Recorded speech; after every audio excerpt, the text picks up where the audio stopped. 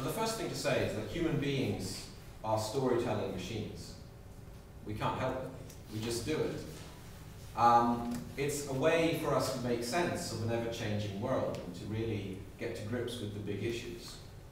And in some ways it may seem a bit strange that kind of perceived quite intellectual organizations like Involve and the RSA are using such a frivolous theme for a publication as fairy tales.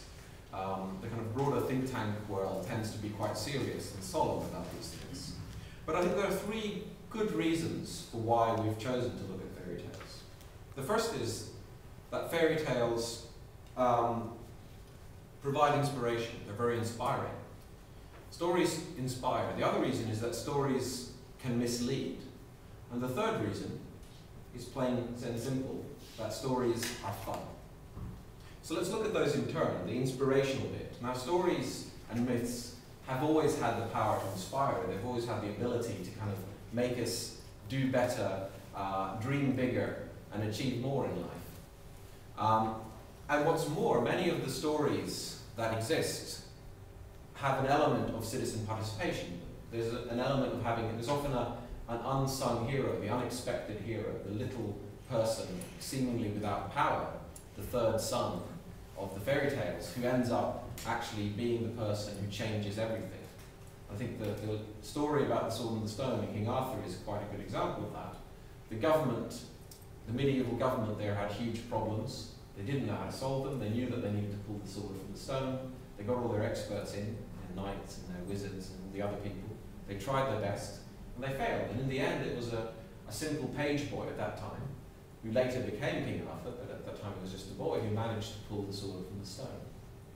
And I think one of the key messages for those of us who are interested in public, one of the key stories that we tell those of us who are convinced in public engagement is this, that the problems that we face today, a big part of the solution is actually tapping into the resources and knowledge and skills of people who seemingly don't have expertise, on the surface at least.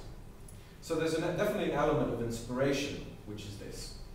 So one of the things we've done in this pamphlet is find 6 of the most inspiring examples we could find. We've got an example from Croydon, which we'll hear about shortly, which for me at least shows that if you really target your engagement well and get creative, you can do amazing things without a huge budget.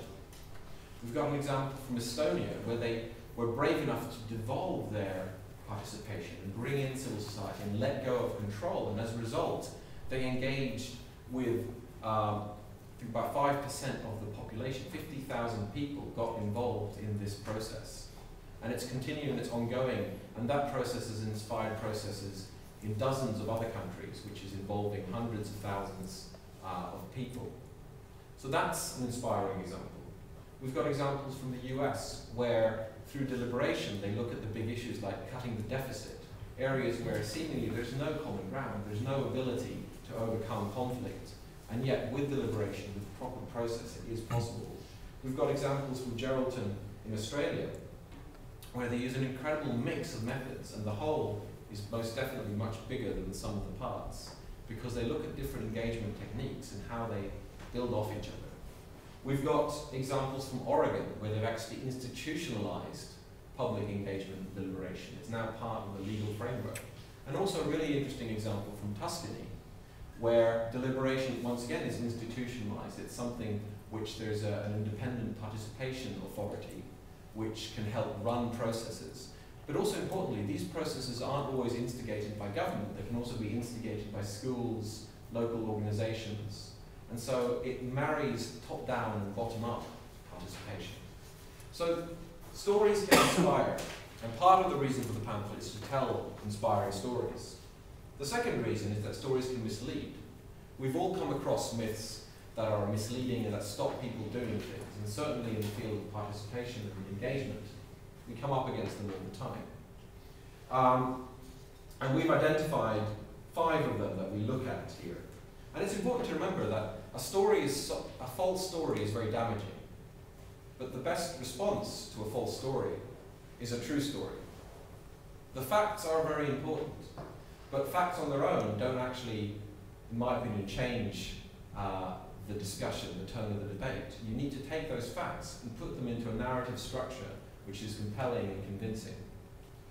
So we've looked at 5 negative stories. One is that it's too expensive. You know, it's deficit. We've got deficit. We've got cuts. We need to get over this. The second one is that citizens aren't up to scratch. They don't have the skills, knowledge, ability to do it.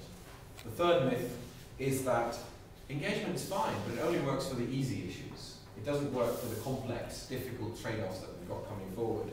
The fourth one is that citizens are actually dangerous. We shouldn't actually let them near decision making because they're a rowdy mob who will storm the castle gates and burn it down. And finally, that citizens actually don't want to. That the job of government is to get on and do things for people, and they don't bother them with these details. And these are all myths that we've come across, and we've in the pamphlet we go through and talk about the various counter-arguments, the counter-stories that we can tell. Of course, another negative myth I'll just mention in passing is that government has to do it all ourselves. Oftentimes government takes upon itself, I'm going to engage with you, I'm going to do all the hard work, the heavy lifting. And going back to the legend of King Arthur, when Arthur pulled the sword, became king, he didn't go off and do everything himself. He set up the Knights of the Round Table. He actually facilitated the quests and adventures of other people. And in stories, there tend to be 2 types of characters. You've got the hero, who's often brash and quite in your face and overbearing and takes lots of space. And you've got the supporting casts of wizards and fairy godmothers and wise men and women. And actually working in government, people who work in government often want to see themselves as the hero. They want to do the heavy lifting. But oftentimes, stepping into a more facilitative role is exactly the right role for government. So, misleading stories need other stories to counter them. And we have tried in this pamphlet to look at what some of those counter stories might be. The third reason, and I think in some ways the most important one, is that stories are fun. And the way that engagement is done, portrayed at local and national level, unfortunately, I think is a bit like boiled spinach. It's good for you, it's healthy, government wants you to do it, but it doesn't exactly inspire people to get out of their seats and do it, unless there's a really pressing need to do it, like they're going to build a highway through my backyard or something like that. So public participation can be fun, it can be creative, as I think Jocelyn's excellent presentation, excellent projects show. There are lots of opportunities to be much more creative, much more fun and engaging around participation. But unfortunately that's often not the case. And in the spirit of fun, I produced a few facilitation fables in the weeks leading up to this launch. And I looked at old fables and myths and said, well, what would have happened if we'd had public engagement in this scenario? One of the examples is the one called the Mice in Council, which is where the mice get together and they're talking about the cat. How do they deal with the cat? And one mouse comes up with a great suggestion. How about we put a bell on the cat and then we'll hear when the cat comes and we can get away from it.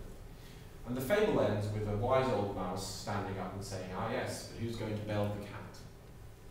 And then the mice sort of slink off dejected and no one can think to solve the problem. And we've all come across that kind of old mouse in meetings, someone who says we can't do that because of health and safety, or we can't do that because of data protection, or we can't do that because there's no money. And so I kind of continued the thought experiment and said, well, what if the mice had organised an open space conference? What if the mice had organised a challenge prize? What if the mice had done a brainstorming session? What if they'd used some of the tools of creativity, done some forum theatre or something, to actually get the people thinking creatively, joined up and working together? And maybe they'd figure out, why do we need a bell? Why don't we just GPS tag the cat? Or do something similar. We'll track it on our iPhones. So that's bringing a little bit of fun into engagement. A field which sometimes, not always, there's lots of really fun engagement happening, but some areas it certainly needs it. So we could all do with a bit more fun in engagement. So the three key problems with engagement today. One is that the majority of engagement is going down the same old tracks. It's not very inspiring, it's not very new, it's not very original.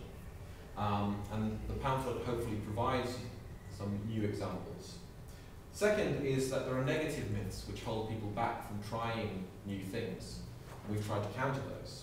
And thirdly, we often use a very solemn approach to engagement, which again, we're trying to counter here. So we hope to address those challenges through this pamphlet, and through so we hope to inspire you to do new things, to think, to tell different stories, and to approach engagement with a storyteller's mind. Because after all, we are all storytelling machines. We can't help it. And it's time to pull that sword from the stone.